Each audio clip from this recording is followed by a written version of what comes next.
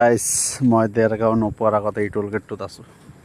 এটা বস্তু দেখাই আছোঁ, এইটো চাওক, এইটো চাইছে? এই বাছটো মনত আছে না? যোৱা বছৰ পিকনিকৰ কাৰণে গৈছিল তিনিচুকীয়া টিলিঙা মন্দিৰত। চাওক, গাড়ীটোতো ইঞ্চুৰেঞ্চ কেলেমে নহ'ব, এই গাড়ীৰ এই অৱস্থা।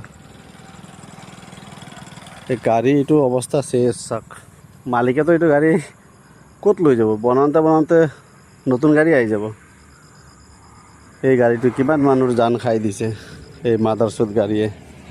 গাড়ীটো যদি মেইনটেনেন্সে নাই তে কিয় ৰিজাৰ্ভ ল'ব লাগে?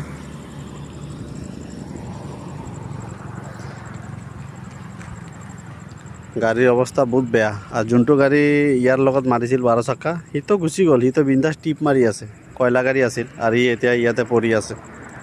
বেয়া লাগে, কিমান মানুহৰ জীৱন খাই দিছে এইটো গাড়ীয়ে। গাড়ীটো গাড়ীৰ জেগাত পৰি আছে, মানুহটো গেল আৰু দুনিয়া এৰি।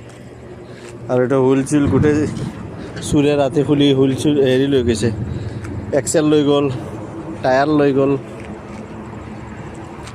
অৱস্থা বেয়া। ৰাতি ইয়াতে থাকিলে সেই মানুহকেইটা আত্মাৰ আৱাজটো অলপ অলপ শুনা পাব। মানুহকে বহুত মানুহ মৰিলে না। এইটো নম্বৰ প্লেট। কি ক'ম, জীৱনটো জীৱন, এনেকৈ জীৱন। চাই চিন্তি গাড়ী চলাব লাগে। শ্ল' ড্ৰাইভ, লং লাইফ।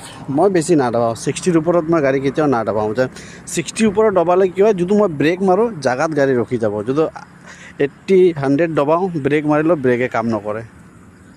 সেইটো কাৰণে সদায় এইখিনি ভাবি কেনে গাড়ী চলাব লাগে। বেয়া লাগে গাড়ীটো চাই কিনে, মনত পৰিল, সেইটো কাৰণে ভিডিঅ' এটা বনালোঁ আৰু।